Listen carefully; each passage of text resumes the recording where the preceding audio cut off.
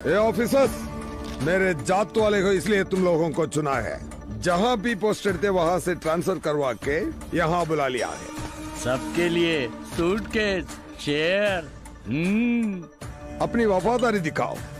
वो election officer जो भी बोले बस आप बोलते रहो, लेकिन काम मत करो। पिछली बार 2000 दिए थे, इस बार अब 20,000 मांगना। हाँ? 20,000? इस बार 20,000 मांगने बोले। तो हमें 20,000 क्यों देंगे सर? वो 2,000 भी आपको क्यों देते हैं? वो इन्वेस्ट करना है। इस कॉन्स्टिट्यूएंसी में लगभग 2 लाख वोटर्स है। पिछले 5 सालों में आपके एमएलए जी की कमाई 2,000 करोड़ रुपए, मतलब हर वोट पर वो 1 लाख रुपए कमा रहे हैं, और आप सबको वो सिर्फ 2,000 रुपए दे रहे हैं। तो सोचो, 20,000 मांगोगे तो वो क्यों नहीं देगा? सही बोल रहे हैं। में ही 15 लाख खर्च हो जाएंगे अन्ना। भाषण के बाद भीड़ को 500 रुपए भी नहीं दे सकते। इन गाड़ियों में पेट्रोल डालना भी मुश्किल हो जाएगा।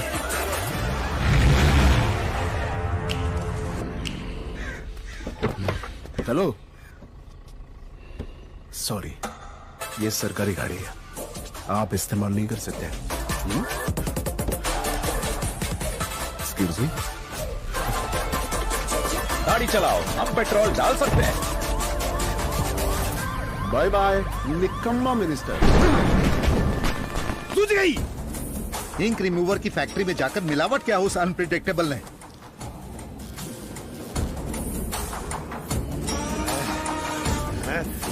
और इतना ही नहीं अन्ना, इंटेलिजेंस डिपार्टमेंट का हेड सभापति से मिलने गया है।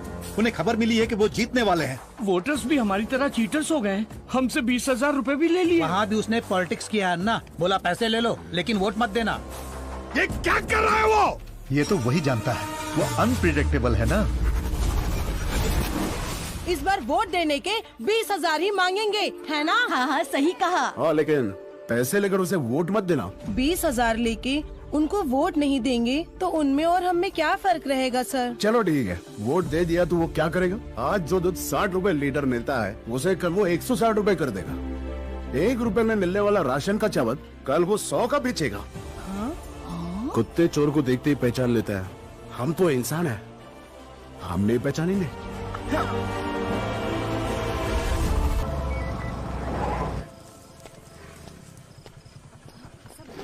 बैग में क्या है? माँ के लिए खाना, सोने के लिए कपड़े, ब्रश, टूथपेस्ट, साबुन। मुझे दीजिए सर, मैं दे दूंगी। मैं माँ से बात कर सकता हूँ, पर प्लीज। बाहर से ही बात कर लीजिए सर। माँ, मैं जानता हूँ मैं आपकी माफी के लायक भी नहीं हूँ। जब उन्होंने मुझसे पूछा कि आप मेरी माँ हैं, मुझ में उन्हें सच बताने की हिम्मत नहीं थी। जब मैंने ये कहा कि आपका मानसिक संतुलन ठीक नहीं है, मुझे वहीं मर जाना चाहिए था। अगर मैं हाँ कहता तो ये इलेक्शन कैंसिल हो जाता, री इलेक्शन होता, रोड करके मोपी देव फिर सीएम बन जाता। जनता की राजनीति करने का पापा का सपना कभी पूरा नहीं हो पाता। माँ, तो मुझे माफ कर दो माँ। बस इतना कह दो कि तुमने मुझे माफ कर दिया माँ। अपना का खून गलत नहीं कर सकता।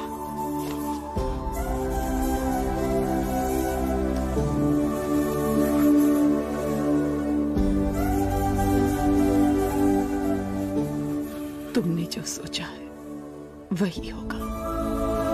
जाओ।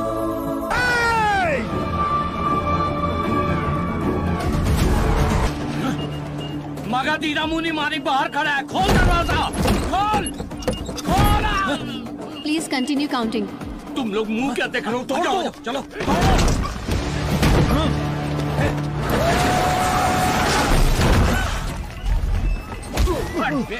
जो भी मशीन दिखाई दे तोड़ दो, तोड़ दो। स्प्रे दो जल्दी। जाओ।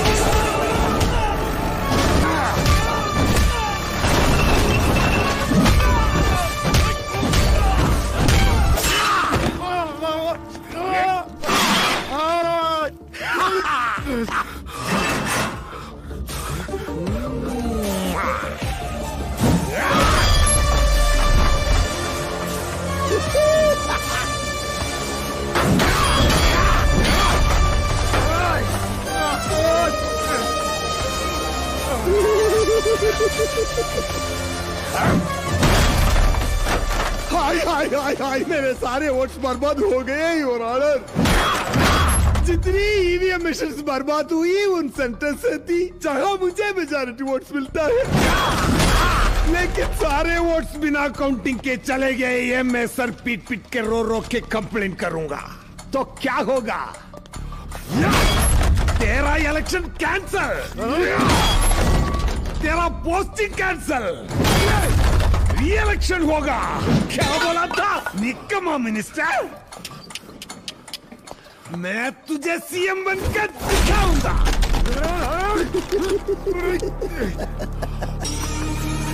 गया, सब गया। यही मोपी देव का मैप। अरे सर क्या हुआ सर? यहाँ टोटल कितनी मशीन टूटी है? 25 सर। हर मशीन के 2000 वोट, मतलब 25 मशीन के 50,000 वोट। रिपोर्ट लिख दो कि इन मशीन्स में सभी वोट इसकी पार्टी को मिले थे।